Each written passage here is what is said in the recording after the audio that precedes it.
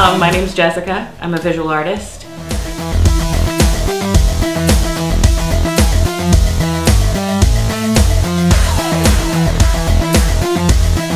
I've been involved in visual arts for forever, like as long as I could pick up a pencil and not try to eat it. So, you know, from drawing to painting to, I did a little bit of work with clay in my teens, but I just really got into it within the past couple of years because I, went back to pursue my education and got introduced to working more with sculpture, which I dabbled in before, but I always thought painting was my medium. And then I just fell in love with clay. And so then I started making ceramics, and then I started building sculptures out of my clay because it adds such an extra dimension that I never had, in the painting. It was always like lacking in something. So it really spoke to me when I could make something tangible, and then I could also paint it too. So the sculptures that I have, they're all hand built from clay, from, like I said, stoneware ceramics, and the main process, I use a mix of different things, but typically I start by building with coils or slabs, and it's just exactly what it is. You roll out a coil and then build it up and then shape it as you go. And usually I have to build some kind of armature to keep up the structure of it, because with clay you can't just build solid. You have to make it hollow inside, otherwise it'll explode and be really heavy if it actually survives, which is rare.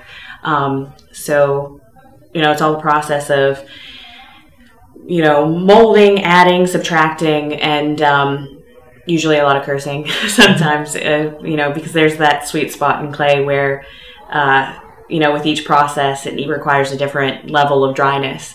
And so if you're trying to put too many details in while it's wet, you're not getting anywhere. And if you're trying to build on too much, if it goes too dry, then you've ruined your sculpture.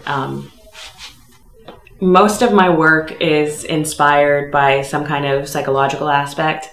I've been focusing for my sculpture. I've been focusing on aspects of really kind of insecurities as, the feminine pursuit of beauty, because I've noticed that all throughout history, through so many different cultures and different body modifications, women would actually break their bodies in order to reach that ideal.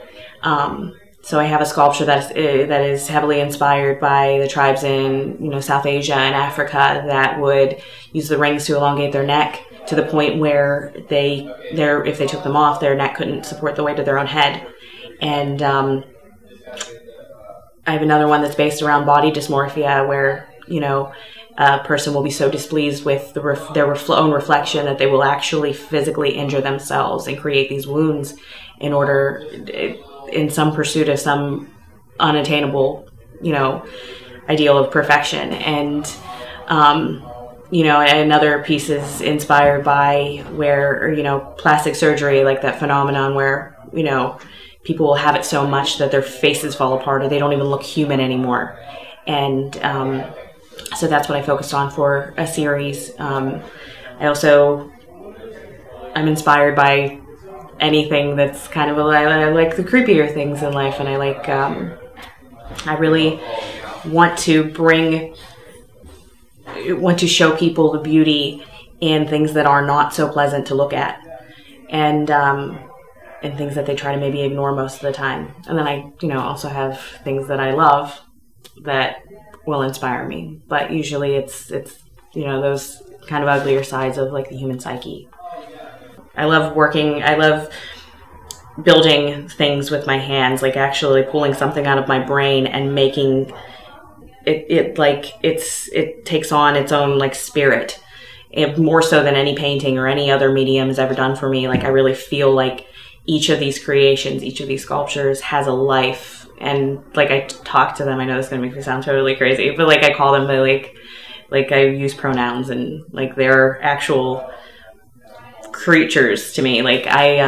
I love that I feel like I have so much, the sky's the limit.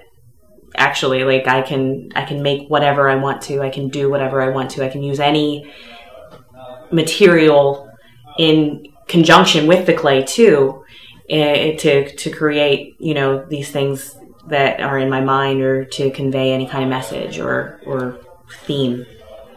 And I love getting dirty. I think just like any other artist, I'd love to be able to make a living out of, you know, doing what I love most, which is creating. And, you know, I have a hard time really focusing on one thing. Like, I dabble in everything because I think I have an attention deficit issue. But I would like to just basically, I think that the ultimate way to gauge success is if you're getting paid for being you. And if I can keep myself sheltered and clothed and fed by making things, like, that's me sharing parts of myself with, you know, with the beholder. And I love that connection that it makes. And if I can, you know, share that with a larger audience, that would be wonderful. And if I didn't have to go to, you know, my day job too. My name is Jess, and I'm a raw artist.